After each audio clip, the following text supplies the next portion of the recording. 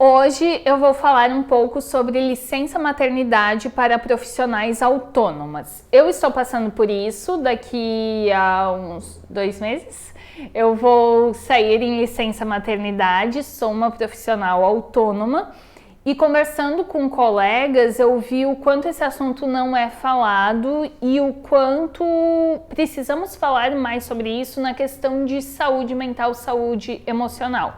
Não estarei falando do puerpério, porque a gente fez uma live com a Rochelle, eu vou deixar até o link aqui, em que ela fala mais sobre questões importantes no pós-parto, não questões importantes, questões essenciais.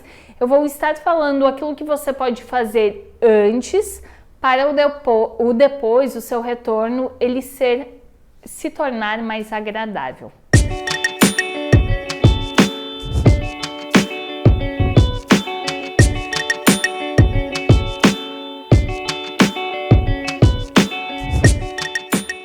Primeiro é importante falar, que não existe regra para todo mundo, depende muito da região onde você está, da tua rede de apoio, da cidade onde você mora, se você pega ônibus, metrô, se você vai trabalhar a pé, porque tudo isso são questões muito pessoais, mas que vão influenciar no todo. Eu pensei em dicas gerais e também não vou falar da questão financeira, que é você se programar para ficar alguns meses fora, porque acredito que todo mundo pense nisso, queira fazer isso, nem todo mundo consegue, mas pelo menos seria a vontade de todas as gestantes autônomas. A primeira dica que eu dou é sair um pouco antes. Eu vejo que e isso eu dou para todas as minhas interagentes, até aquelas que têm carteira assinada, porque eu vejo muitas mulheres gestando e falando com orgulho, eu vou trabalhar até o último dia que eu puder. Legal em algum sentido, em alguns sentidos, em alguns pontos, porque no final da gestação você incha mais, você se sente mais pesada, você não está dormindo bem, porque provavelmente as suas costas estão doendo, então você não acha uma posição confortável, você acorda mais vezes durante a noite para fazer xixi e você se sente mais cansada ao longo do dia. Então o teu rendimento no dia, no trabalho, ele não é tão bom. Mas nem pensando no teu rendimento no trabalho, eu vou sair um pouco antes porque eu acho importante a mente se acostumar à nova rotina que vai vir.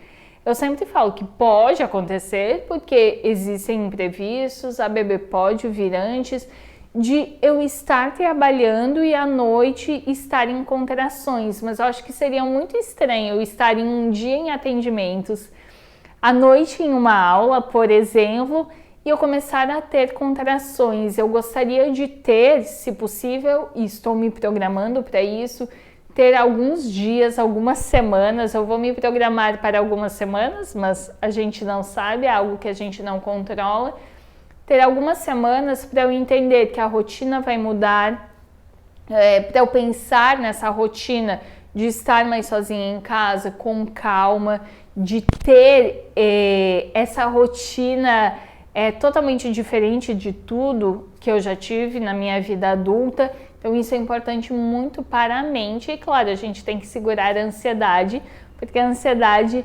aumenta nesse momento, mas sair antes te ajuda fisicamente, mentalmente e emocionalmente. Eu indico sair com 36, 37 semanas, se possível. Se você é uma profissional autônoma, provavelmente você lida com redes sociais. Se você lida com redes sociais, então você pode já deixar um material previamente pronto. Claro que muitos dos seus posts, da sua rotina, caso você compartilhe, estarão relacionados à gestação. Mas você já pode ir deixando alguns posts ao longo da gestação, posts prontos, sobre o assunto que você fala, sobre aquilo que você domina.